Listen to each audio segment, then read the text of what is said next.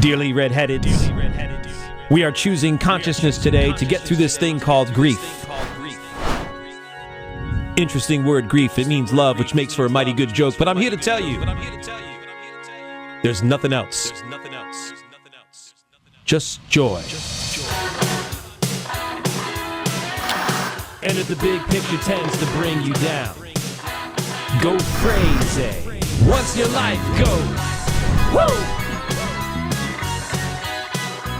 All right, I'm back with Will for episode 3, and I don't think I've enjoyed talking to somebody so much in a long, long time, Will. This is teaching me. This is going to help others. This is so pivotal to combine traumatic brain injury and emotional traumatic brain injury. It's huge.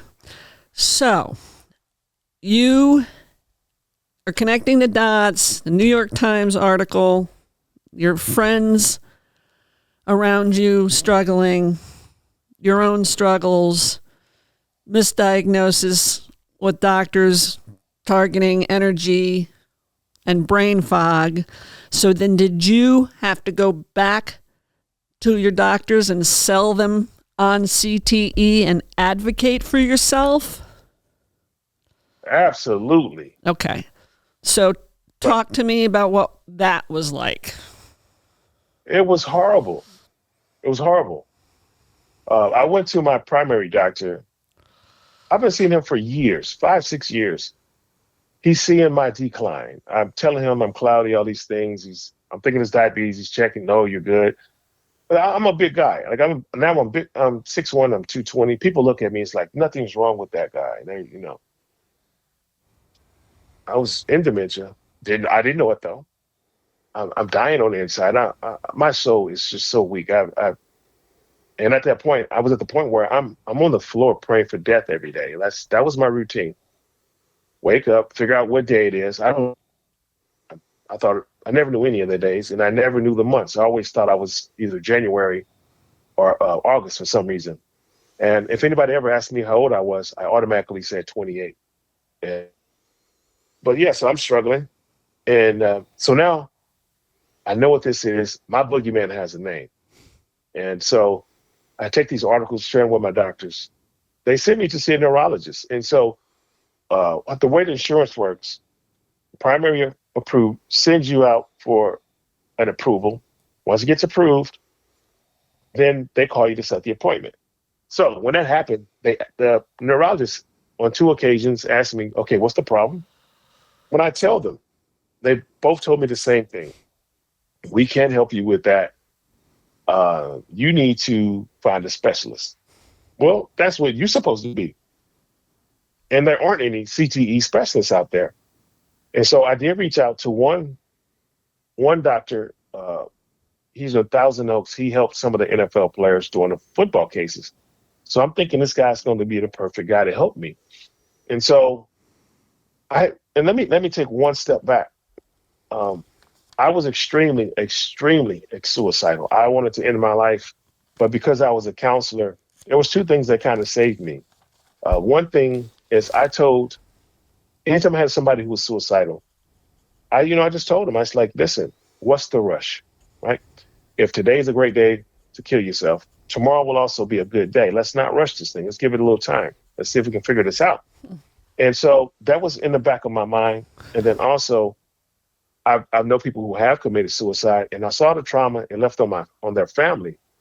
And I'm really close to my family, and I was not going to leave that trauma on my parents, my siblings, my children, and now my grandchildren. And I couldn't do it. So I just told God I had to deal with him. Listen, I'm not going to end my life. And I let everybody know I am not suicidal. I said, I'm not going to end my life. And I told God, but you can come get me anytime, and the sooner the better. And so that was kind of what I was dealing with at that time. And I'm sorry, I just lost your question. You got me emotionally. You are describing why you continue to advocate for yourself towards a diagnosis. Oh, okay. I know what it was. Okay. I'm sorry. This is my routine right here every day. I got you. I know you do. I need to find somebody who can do this for fucking me, but I got you. So go ahead. Yeah. Okay, so I'm seeing this doctor. Now, I'm never gonna commit suicide. That's off the table. So this doctor, I finally broke down and I just gave him everything. And I felt every memory test he gave me, and I'm in that. I probably never cried in my whole life other than at a funeral, but I'm in this doctor's office, I'm bawling, I can't. It's like they give you this word and then they ask you a couple questions, then they tell you, remember this word, and Right. you come back about, they take, like, what word? Like, I was Yep. on that level with it. And so he knew how bad off I was. So he prescribed me Zoloft. And before I refused to take any psych meds, and I said, you know what, I'm at the lowest. There can't be any lower than where I'm at. Let me try it. And so my suicide thing is off the table. But once I took them pills, it was back on the table. Amen. But I did and that's what makes me so. I'm thinking back now, all my clients. So how many clients have I had tell me these pills make me feel bad? They make me feel awful. And I gave them the clinical answer, which is it takes a little time to build up in your system. You have to just take it for a while. And so I'm doing that. And eventually I stopped. And then it took me back to just, where I was before. But I had to get off those meds. And but there has been no help. To this day, I have not found a CTE specialist. The only help I found is, is why didn't the NFL angle play out? If they've diagnosed it in other populations, what do you speculate there? I mean, this has got to affect boxers. I mean, do you mean that neurologist? Yeah, like and again, trying to spitball and help you, like I would imagine, actually, you were probably ahead of the CTE NFL diagnosis, yes? No. Go ahead. They couldn't help. And I'll tell you why he couldn't really help me. And we can remember that's the doctor who helped the NFL guys, and all he did was give me a Zoloft, and it made me worse. Thank you. See, now you're helping me. Okay, thank you. Okay. What it is, I believe the medical community has it wrong. It is not about just repetitive head injuries, because there's women now. They're testing women upon death, and they're finding CTE in domestic violence women. Amen. These women have been beat. Amen. But the one that stood out to me the most was a lady I was speaking to. She was frustrated with her doctor. They couldn't figure out what was wrong with her. And when she told me her symptoms, they lined up with yours, my peers. I asked her, "Were you an athlete?" And she was like, "No." And I said, "Are you safe? Is your husband violent?" And she's like, "No, nothing like that." I know she had been married before. I said, "Was your ex-husband violent?" She says, "No." So no, I'm baffled. I said, "Car accident?" She was like, "Never." And then right before we parted ways, she said, "Hey, wait a minute." She said one time she was snowboarding with her son, and she fell backwards and hit her head, and her arm seized up in front of her like a mummy, like in those old mummy movies. And I was like, bingo, that's your answer right there. I said, first of all, you didn't tell your doctors about that. And even if you did, they're not going to find that. And so it only takes one time to hit that head the right way. Everybody's is different. And she was my eye opener to this thing. And it doesn't, they're wrong. It only takes one good time. And I'm going to confirm that with you in a little bit when we talk about a celebrity. So. Yeah. And as we talked about privately, that I feel what's the analogy I sometimes hear, 1,000 paper cuts when it comes to emotional trauma and psychological abuse. Yes. That is very much injures the brain in ways that we are just tip of the iceberg, no pun intended. Well, a little bit. Yeah. Yeah. Okay, so where do you want to go? You mentioned a celebrity. This is news to me. Do you want to discuss that, or do you want to go? Yeah, let's discuss that. It just happened yesterday. Okay. And this is Okay. January. What's today? The 27th. This will air. This won't air till the end of February unless I fast track it. Just so you know. But go ahead. Just yesterday. Just yesterday. Did you see Kanye West article in the Wall Street Journal? No. Okay, he put out an apology to the Jewish community for his anti-Semitic stuff. He said he was sick, and he said that he found out that his car accident in 2002 is what caused his breakdown. He said it was an undiagnosed head injury. He said he learned about it from Reddit. And okay, now let me take a step back. Now, I want you to fact check me. If you go to my social chamber, you go to my TikTok channel, go to my Facebook page, William Person, TikTok, One Man with a Chamber. 3 or 4 months ago, I put out a video. I went to see his documentary. And I've always told people that I never believed he was bipolar. I said he might be schizophrenic, but I don't believe he's bipolar. And I said that for years because of my experience. My first job was at the San Joaquin County Mental Health Department when I was 23 years old. That was the first mental health facility west of the Mississippi River. So all went there for help. So I cut my teeth learning about people with depression, bipolar, schizophrenic. Let me see. We had the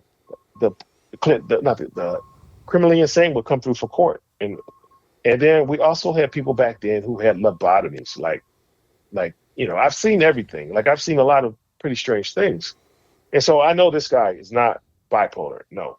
And so I went to see his documentary in the theater, and my girlfriend made me go. I didn't really want to go because I didn't want to promote him just ranting and, because we see what he does in the media all the time. And I don't want to do that to him, out of respect for him. I know what mental health is. And so anyway, I go watch this movie.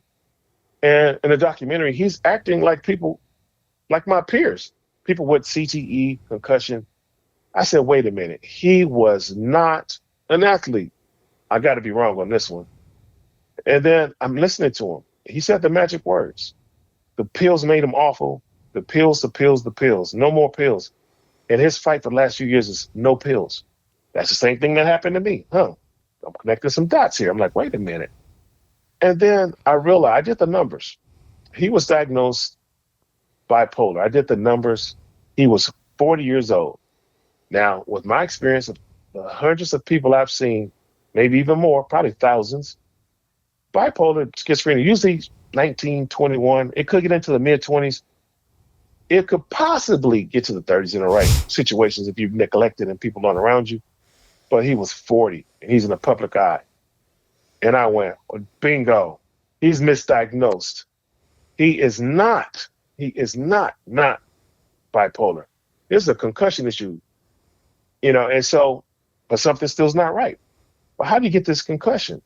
I remember the song he used to rap about called Spit Through the Wire. It talks about him having a car accident. He crashed his car. He broke his jaw. He said his jaw was in the back of his mouth. I said, excuse my language, fucking bingo.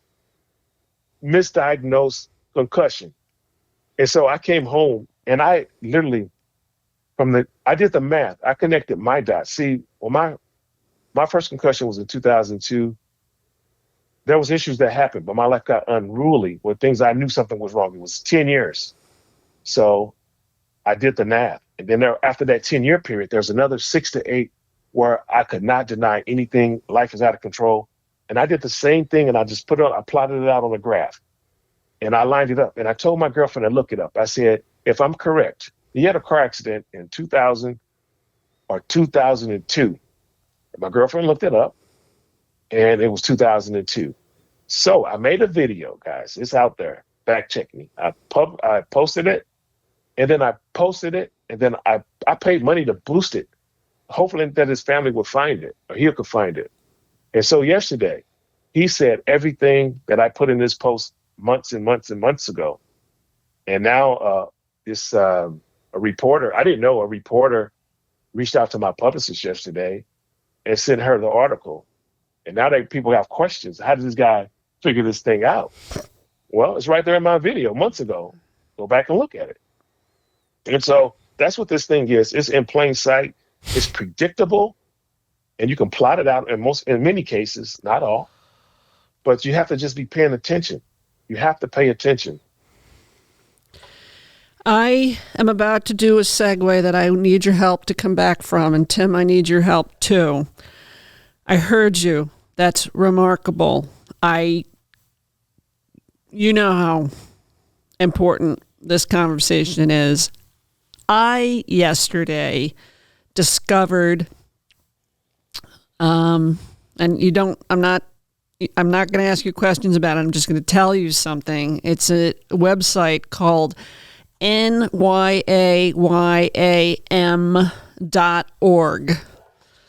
And I found it yesterday. It's a legal website that uses AI in a way, the most intelligent AI system I've ever come across.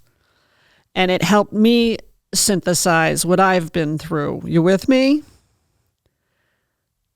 Mm. And the way AI synthesized my misdiagnosis, I was diagnosed CPTSD in 2014, 2015, and then in 2024, when I had a 5-day dissociative episode with a rage event. I think I shared this with you privately, but I've shared it on the podcast, so just know that. I go into a hospital with the CPTSD diagnosis, and I'm 54, and miraculously, my psychologist and the psychiatrist at the hospital decide I'm bipolar after having never had it come up before. And I'm not bipolar. I'm not borderline. I have PTSD, which I prefer PTSI, injury, not disorder. And what you just said just speaks to why I'm doing this with you in this way. Did that resonate with you? Absolutely. Okay, Absolutely. and you told me, now I'm getting away from trying to help me. Tim, what's our time? Oh, you're at 17 minutes. You're good. Okay, so when you and I spoke privately, and well wishes for Kanye West, because if he can admit to it, that will, or you can imagine the ripple effect of someone like him coming out and saying this, the ripple effect towards hopefully some folks that have brain injuries on a higher level. Yeah, and he said he learned about it from social media. So I don't know if it was my post, maybe it found him. But well, yes. I as much as you think, and think is in finger quotes, that this stuff is people are becoming aware of their trauma, but they're not getting good advice from therapists. They're not getting good advice from doctors, and this stuff, I feel like screaming it from the rafters, because what happened to me was, if I don't talk about it, I can't function, because I know how many people it affects, and I feel like you're the same way. So yeah, absolutely. Okay, so a sidebar, and I'm trying. When you and I spoke privately, we brought up deep brain reorienting, or I brought it up to put it on your radar. You brought up remind me, what's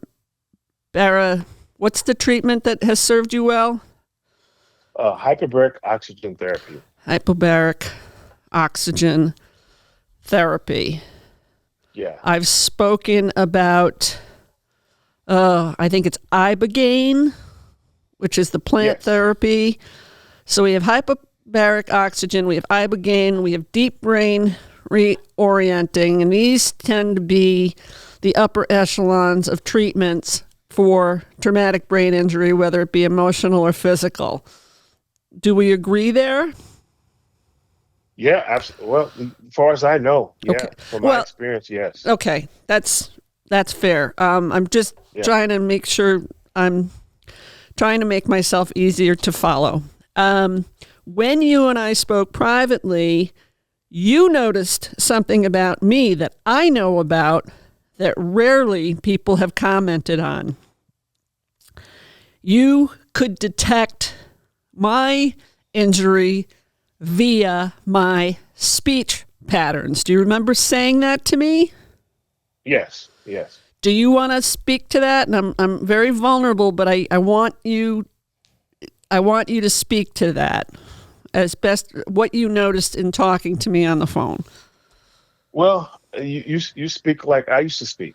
Which means there's a I don't have a it's easier just to recognize it than to describe it, because like what I see through my eyes, other people don't see. Like when I posted the stuff about Kanye, people thought that like, how could that be? He's a billionaire. He would know.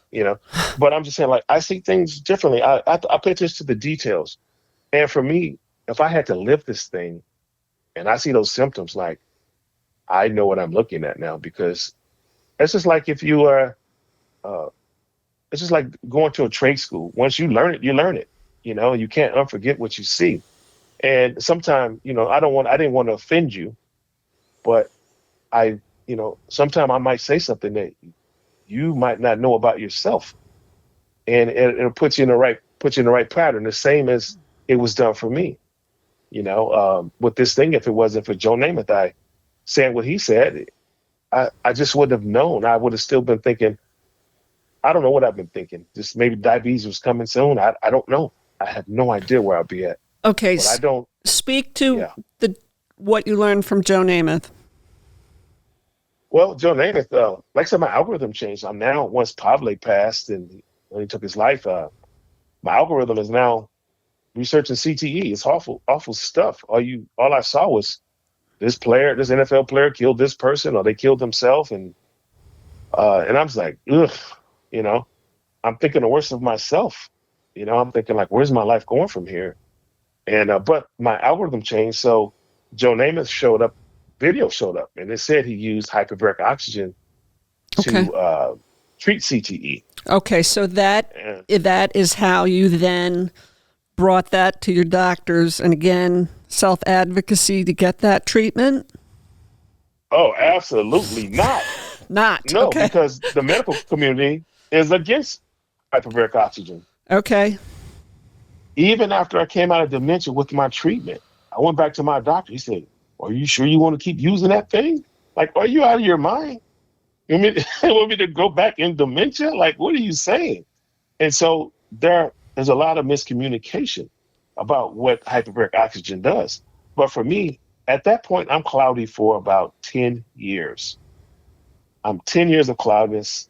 My quality of life is horrible. I'm living on my floor in my apartment. Matter of fact, things were so bad, I took the bed out of the bedroom. I took the mattress and threw it in the living room on the floor because it put me in between the front door, the kitchen, and the restroom. And that's where I lived for I don't know how long, until I found, I didn't even find help then. I was getting lost in my community, and I was scared, and I couldn't kill myself.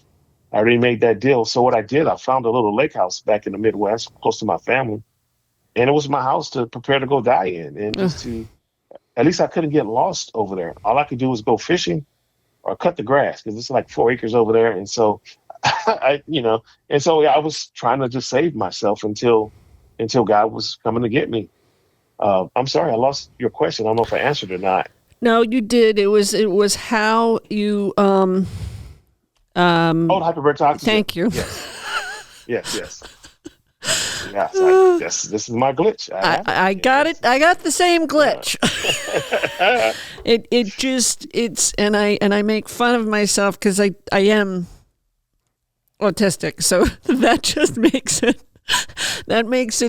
more flavorful. So, but I wouldn't change that. I wouldn't change that. Loud and clear. But your situation is such an anomaly for me. Like, but you know it's not. telling me, right? You know it's not.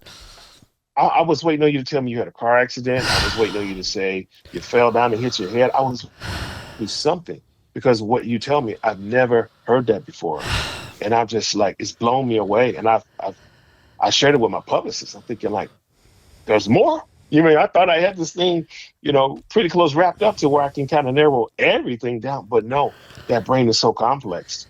And, Imagine as I only have because I'm so dissociated from my abuse, which is very, very common for people of all types of abuse or memory loss. The only reason I can, this is so hard.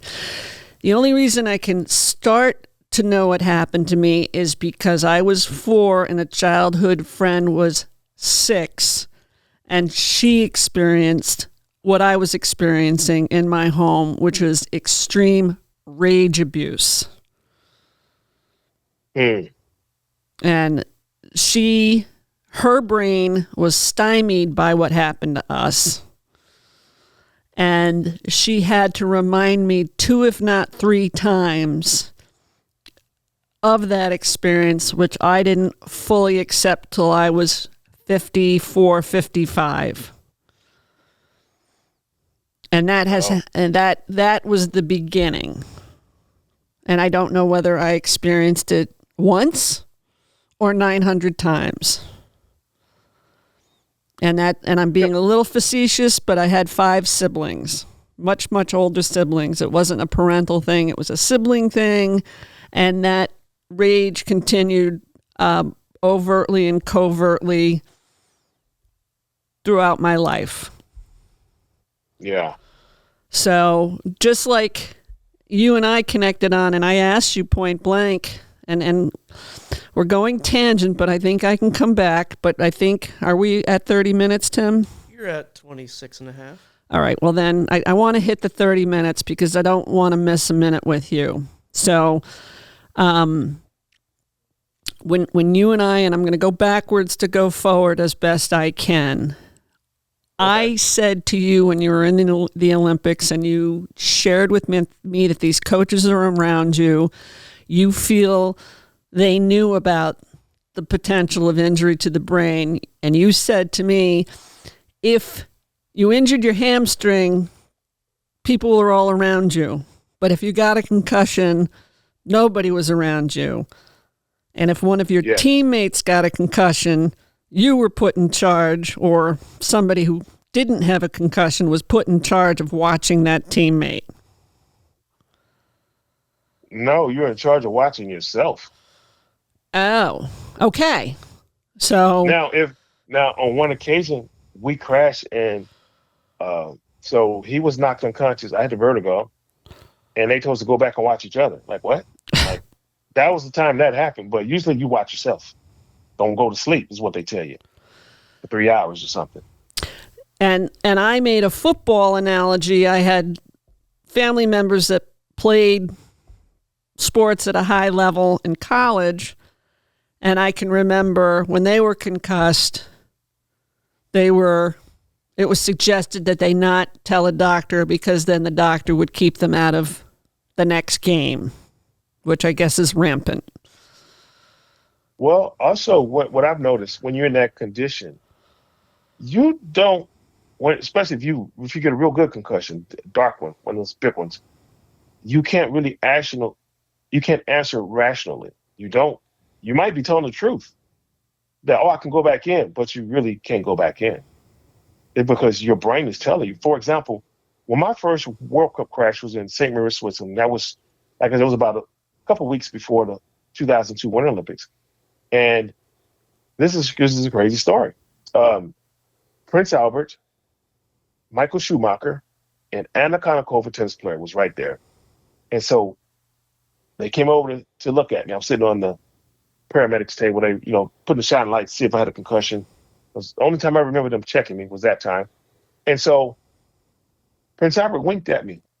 And so I said, oh my God, Prince Albert is in love with me. I never knew that. And so for many years afterwards, it was still in my head that Prince Albert was in love with me. And so on the next year of tour, he was still there. I was like, you know what? I'm not going to isolate with Prince Albert anymore because I don't want to lead him on. I have a lot of gay friends. I don't want to lead him on. I'm just not gay. And so that's what the brain does. You don't have rational thought. Oh my God, Will. Yeah. And then over the years, there was rumors in the media that Prince Albert was actually gay. And I was like, I knew it, but the truth was I didn't know it. My brain was rattled, and you don't have the ability to function or make rational thoughts or anything. You're on cruise control. You're just trying to survive. The brain is surviving. Matter of fact, I couldn't walk straight. I was walking sideways like a crab, kind of. I remember in a hotel doing that, and I was like, I'm just doing this for attention. Like, I'm just trying to get a little attention. But I really couldn't walk in a straight line. Will, did we lose you? All right, we'll end this episode. We'll call him back, Tim. Yeah, of course. Thank you for listening and supporting Natural Born Redhead. If you follow the bouncing balls, please like and subscribe. If you know someone interested in sparing others grief and inciting joy, message me on Facebook or reach out via my website, Natural Born Redhead. J-Ma.